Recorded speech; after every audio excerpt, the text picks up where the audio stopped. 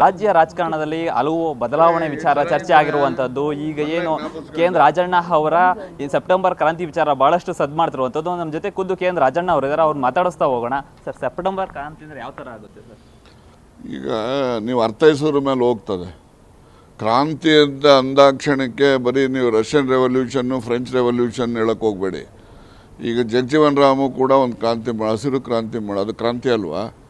ನೀವು ಕ್ರಾಂತಿ ಅಂತಿದ್ದಂಗೆ ರಕ್ತಪಾತ ಆಗದಂಥ ಸಂಗತಿಗಳೇ ಕ್ರಾಂತಿ ಅಂತಕ್ಕಂಥ ಅರ್ಥ ಮಾಡಬಾರ್ದು.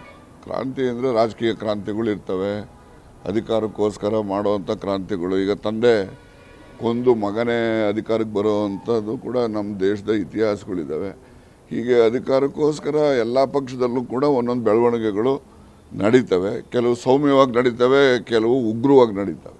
ಸರ್, ಈಗ CM DCM ಬದಲಾವಣೆ ವಿಚಾರ ಸಾಕಷ್ಟು ಸದ್ದಾಗ್ತಾ ಇದೆ. ಆ ಟೈಮಲ್ಲಿ ಇದೇನಾರು ಆಗುತ್ತೆ? CM DCM ಬದಲಾವಣೆ ಅಂದರೆ ಯಾರು ಹೇಳಿದ್ರು ಬದಲಾವಣೆ? ನೋಡಿ, ಅಧಿಕಾರ ಅನ್ನೋದು ಎಲ್ರಿಗೂ ಆಸೆ ಇರ್ತದೆ. ಮಂತ್ರಿ MLA ಇರೋನು ಮಂತ್ರಿ ಆಗಬೇಕು ಅಂತಾನೆ, ಮಂತ್ರಿ ಆದವನು DCM ಆಗಬೇಕಂತಾನೆ, DCM ಆದವನು ಮುಖ್ಯಮಂತ್ರಿ ಆಗಬೇಕು ಅಂತಾನೆ. ಇದು ಸರ್ವೇ ಸಾಮಾನ್ಯ, ಎಲ್ಲರಲ್ಲೂ ಇರ್ತಕ್ಕಂಥ ಒಂದು ಭಾವನೆಗಳು. ಅದು ಯಾರು ಏನೇ ಆಗಬೇಕಾದ್ರೂ ಕೂಡ ಅಂತಿಮವಾಗಿ ನಿರ್ಣಯ ಮಾಡ್ತಕ್ಕಂಥವ್ರು ಕೇಂದ್ರದಲ್ಲಿರ್ತಕ್ಕಂಥ ಕಾಂಗ್ರೆಸ್ ಪಕ್ಷದ ಹೈಕಮಾಂಡ್. Thank you. KPCC ಅಧ್ಯಕ್ಷ ಸ್ಥಾನ ನೀವು ಕೂಡ ನೋಡಿ, ನಾನು ಅಧ್ಯಕ್ಷ ಸ್ಥಾನ ಕೊಟ್ಟರೆ ನಾನು ಪಕ್ಷದ ಸಂಘಟನೆ ಮಾಡಲಿಕ್ಕೆ ತಯಾರಿದ್ದೇನೆ. ಅದರ ಜೊತೆಯಲ್ಲಿ ಮಂತ್ರಿ ಕೆಲಸ ಬೇಕಾದ್ರೆ ಬಿಡ್ತೇನೆ.